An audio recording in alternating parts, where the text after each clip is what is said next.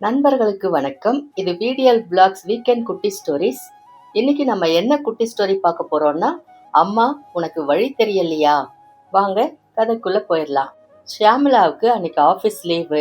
தன்னோட அறையில உட்கார்ந்து நாவல் படிச்சுக்கிட்டு இருந்த சுவாரஸ்யத்துல அவளுடைய பிள்ளை முரளி அந்த அறையை விட்டு நழுவுறத அவ கவனிக்கல.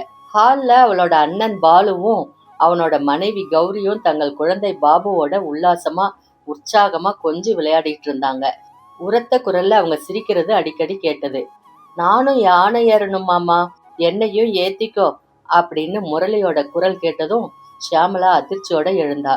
அவளோட ரூமோட 2 கதவுமே கொஞ்சம் ஒரு கழிச்சு மூடப்பட்டிருந்ததால அந்த இடைவெளியில ஷியாமளா கவனிச்சா. பாலு தன் வாட்டசாட்டமான உடம்ப சிரமத்தோட வளைச்சு பாபுவை முதுகுல ஏத்திக்கிட்டு யானை மாதிரி அசைஞ்சு அசைஞ்சு முழங்கால்களால தவழ்ந்துட்டு இருந்தான். கௌரி அதை ரசிச்சு மகிழ்ந்து சிரிச்சுக்கிட்டு இருந்தா. பாலு மனைவியோட முகத்தை சங்கடத்தோட பார்த்தான். பாபு, இறங்குப்பா கண்ணு, அப்பாவுக்கு முதுகு வலிக்குது அப்படின்னு சொல்லி அவனை மெல்ல இறக்கி விட்டான். அவனால முடிந்தது அந்த ஆட்டத்துக்கே முற்றுப்புள்ளி வச்சு பிரச்சனைய வளர்க்காம தீக்கிறது தான். கௌரியோட முகம் ஜிவ்வுன்னு சிவந்து போச்சு. சேச்சே, வர வர நம்ம வீட்லயே நமக்கு சுதந்திரம் இல்லாம போச்சு. புருஷன் பொண்டாட்டி தான் இலைமறைவு காய்மறைவுன்னு பயந்துகிட்டு பழக வேண்டியிருக்குன்னா நம்ம குழந்தை கூட சொந்தமா அப்பான்னு உறவு கொண்டாட முடியலையே. என்னைக்கோ ஒரு நாள் வீட்டுல இருக்கார், தன் குழந்தைய அபூர்வமா கொஞ்சறார், அதுக்கு கூட ஒரு போட்டியா? ஷியாமளா ஹாலுக்கு வேகமா வந்து முரளிய தரன்னு அறைக்கு இழுத்துட்டு போனா. அவள் கணவனோட நடந்த ஒரு சின்ன பிரச்சனையால பிறந்த வீட்டுக்கு வந்திருக்கிறவ தான். ஆனாலும் சொந்த அண்ணன் தன் மனைவி கூட பழகிறத பார்த்து பொறாமைப்படும் அளவுக்கு நாகரிகம் தெரியாதவளா? படிச்சு பட்டம் வாங்கி பிரபல தனியார் நிறுவனத்துல கை நிறைய சம்பளம் வாங்குற அவ இவ்வளவு கேவலமான வார்த்தைகளை கேட்க வச்ச அந்த விதிய நினைச்சு அவ பொறுமையோட தாங்கிக்குவா. ஆனா முரளிக்கு ஏன் இந்த தலைவிதி? அம்மா, அப்பா கிட்ட எப்பமா அழைச்சிட்டு போற? முரளியோட கேள்வியால அதிர்ச்சி அடைந்த ஷியாமளா அங்கே மாட்டியிருந்த கேலண்டரை பாக்குறா. அவள் தன் கணவன் சங்கரை பிரிஞ்சு வந்து சரியா 3 மாசமும் 1 வாரமும் ஆகுது. இதுவரைக்கும் அவன்கிட்ட இருந்து லெட்டரோ டெலிபோனோ எதுவுமே இல்ல. குழந்தைக்கு அப்பா நினைப்பு வந்தது நியாயம்தானே? அவளுடைய அண்ணி கௌரி ஆரம்பத்துல அன்போட தான் அவ கூட பழகினா. கொஞ்ச நாள்ல கோபம் குறைஞ்சி ஷியாமளா தன் வீட்டுக்கு போயிடுவா, சங்கராவது மனைவியை சமாதானப்படுத்தி அழைச்சிட்டு போவான் அப்படின்னு நினைச்சா. அவளது நம்பிக்கை பொய்யாயிருச்சு. அதனால வார்த்தைகளால ஷியாமளாவை வாட்டி வதைக்கிறா. போன வாரமும் இப்படித்தான் ஒரு அதிர்ச்சி அவளுக்கு கிடைச்சது. அன்னைக்கு ராத்திரி பாலு தன் அறையில தூங்கின பின்னால ஷியாமளா ஹால்ல உட்காந்து டிவி பார்த்துக்கிட்டு இருந்தா. தற்செயலா அந்த ஜன்னல் பக்கத்துல இருந்து அந்த இருட்டையும் கிழிச்சுக்கிட்டு கௌரியோட முணுமுணுக்கிற குரல் கேக்குது. சமையல்ல உதவி செய்யறதுக்காக சீதா அப்படின்ற 15 வயசு பெண் வீட்டோட தங்கியிருந்தா. அவகிட்ட கௌரி சொன்னா, சீதா, ஷியாமளா அவ படுக்கைக்கு போயிட்டாளா? நான் படுத்துக்க போகணும். அவ முன்னால ரூமுக்கு போக கூட எனக்கு பிடிக்கல. இப்போ ஷியாமளா டிவியை நிறுத்திட்டு தன்னோட ரூமுக்கு போய் கதவை தாழ்த்திக்கிட்டா. அதுல இருந்து அவ முடிஞ்ச வரைக்கும் தன் ரூமை விட்டு வெளியே வர்றதே இல்லை. அன்னைக்கு சம்பவத்தை விட இன்னைக்கு முரளிக்கு ஏற்பட்ட அவலம்தான் அவளோட மனச தீயா தகிச்சது. முரளியோட அந்த வீட்டை விட்டு வெளியேறி வேற ஒரு வீடு பார்த்துட்டு போயிடலாம் அப்படின்னு முடிவு பண்ணா. மறுநாள் ஆபீஸ்ல இடைவேளை உணவு நேரத்துல அவளுடைய நெருங்கிய தோழி நித்யா கூட சாப்பிட்டுட்டு இருக்கும் போதுதான் முடிவை சொன்னா. நித்யா லேசா சிரிச்சா. ஷியாமளா, இந்த முடிவு தான் எடுக்க முடியும். நீ சட்டைக்கு பட்டனை தச்சு வைக்காதது உன் தவறா இருந்தாலும் உன் கணவர் அதை சுட்டி காட்டி 2 வார்த்தை அதிகமா பேசினதுக்காக ரோஷத்தோட அண்ணன் வீட்டுக்கு வந்தவ நீ. கேவலம் அண்ணி செய்யற அவமதிப்புகளை பொறுக்க உனக்கு முடியாதுதான். நித்யா, அவர் திட்டினது மட்டும் இல்ல, என் முகத்துல அந்த சட்டைய விட்டெறிஞ்சாரு. வேலைக்காரி கூட இந்த காலத்துல பொறுத்துக்க மாட்டா. அவருக்கு சமமா கை நிறைய புது நோட்டுகளா பணத்தை ஒவ்வொரு மாசமும் நான் கொண்டு வரலையா? அந்த தைரியத்தினால தானே அவர் ஸ்கூட்டர் வாங்கினாரு. இத்தனைக்கும் வீட்டு நிர்வாகம், முரளி படிப்பு விஷயம் இத்தனையும் அவர் காதுல போடாம நானே கவனிச்சுக்கிறேன். என் மாமியாருக்கும் ஆபீஸ் நேரம் போக மீதி நேரங்களை உதவி செய்யற. நீ என்ன வெட்டி முறிக்கிறேன்னு அவர் எப்படி என்ன கேட்கலாம்? சாமி, ஒன்ன மறந்துட்டு பேசுற. உலகத்துல நீ ஒருத்தி மட்டுமா வேலைக்கு போற? பெண்களுடைய வெற்றியின் ரகசியம் என்னன்னு உனக்கு தெரியுமா? புருஷனுடைய ஒவ்வொரு தேவையிலும் அவளோட முத்திரை அன்பாக பதியணும். அவ இல்லாட்டா தான் இல்ல அப்படின்ற உணர்வை கணவனுடைய மனசுல பதிய வைக்கணும்.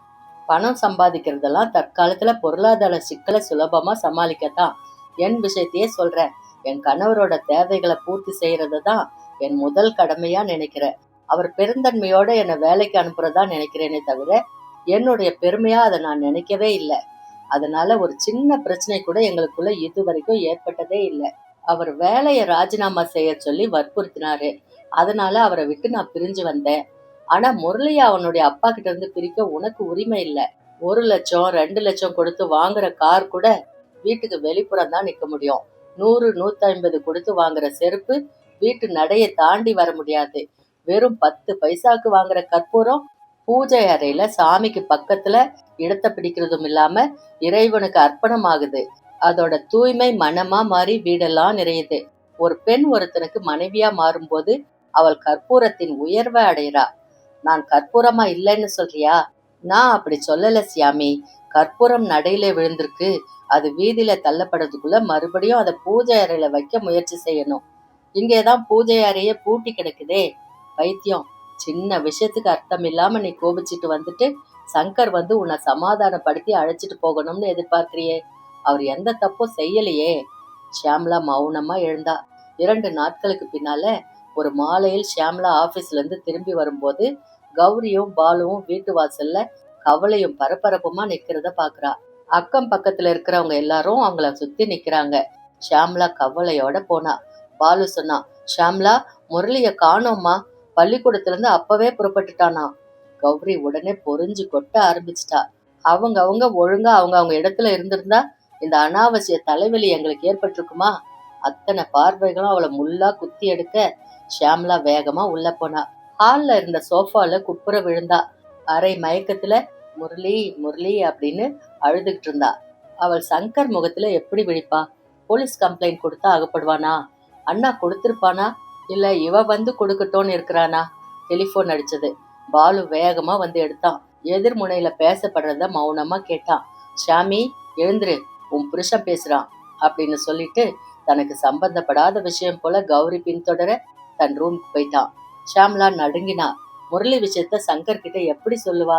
அண்ணாவும் இவளை விட்டு கொடுத்துட்டானே, அவனே பக்குவமா சொல்லி இருக்கலாமே. அவள் ரிசீவரை எடுத்தா. ஹலோ அப்படின்னு குரல் நடுங்க சொன்னா. ஷியாமி, நான் சங்கர் தான் பேசுறேன். பக்கத்து கடையில இருந்து பேசுறேன். கொஞ்சம் லைன்ல இரு. அடுத்த நிமிஷம் அம்மா அப்படின்னு முரளியோட குரல் கேட்டதும் ஷியாம்லா அழுதுட்டா. முரளி, அம்மா கிட்ட சொல்லாம இப்படி போலாமா? அப்பாவும் நானும் யானை விளையாட்டு விளையாடினோம்மா. நீயும் இங்க வந்துடுமா. ஷியாம்லா துக்கம் நெஞ்ச அடிக்க சொன்னா. எனக்கு தான் வழி தெரியல. உனக்கு வழி தெரியலையா? ரொம்ப ஈஸிமா. பஸ்ல ஏறி டெர்மினஸ்ல இறங்கு. நேரா கொஞ்ச தூரம் நடந்தா பக்கத்துல காஃபி பொடி கடை இருக்கும். அதுக்கும் பக்கத்து ரோட்ல திரும்பினா 4வது வீடு நம்ம வீடு தான். நான் வாசல்ல நிக்கிறேன். என்னை பார்த்தா உனக்கு வீடு அடையாளம் தெரியும். சங்கர் உரத்த குரல்ல சிரிச்சது போன்ல நல்லா கேட்டது. ஷியாம்லாக்கு அழுகையோடைய சிரிப்பு வந்தது. சங்கர் மறுபடியும் பேசினா. ஷாமி, அம்மா கவலைப்படுவாளே, நீ இப்படி சொல்லாம வந்துட்டியேன்னு முரளிய திட்டுன. அது போகட்டும், நீ கவலைப்படாத. முரளிய நானே ஜாக்கிரதையா அங்க கொண்டு வந்து விட்டுடுறேன். வேண்டாம், நானே அங்க வரேன். முரளிய அழைச்சிட்டு போகவா? இல்ல, அதுக்கு மேல பேச முடியாம திணறினா. அம்மா, உனக்கு வழி தெரியலையா? அசடே, நீ வராத.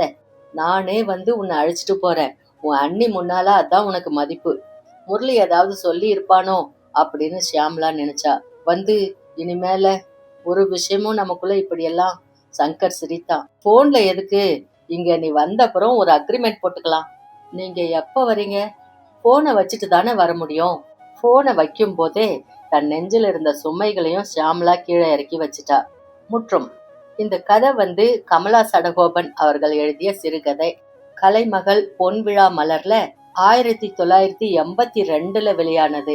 இந்த கதை மூலமா நம்ம என்ன தெரிஞ்சுக்க போறோம் அப்படின்னா, கணவன் மனைவிக்குள்ள சண்டை வர்றது சகஜம்தான். ஆனா அது வந்து குழந்தைகளை பாதிக்காம நம்ம பாத்துக்கணும். அது மட்டுமல்ல, விட்டு கொடுத்து போறதுனால நம்ம வாழ்க்கை சந்தோஷமா இருக்கும் அப்படின்னா விட்டு கொடுக்கறது தப்பில்லை. மீண்டும் அடுத்த ஒரு நல்ல கதையோட அடுத்த வீக்கெண்ட் சந்திக்கிறேன். அது வரைக்கும் உங்களிடமிருந்து நன்றி கூறி விடைபெறுவது விடியல் பிளாக்ஸ் விடியல். நன்றி, வணக்கம்.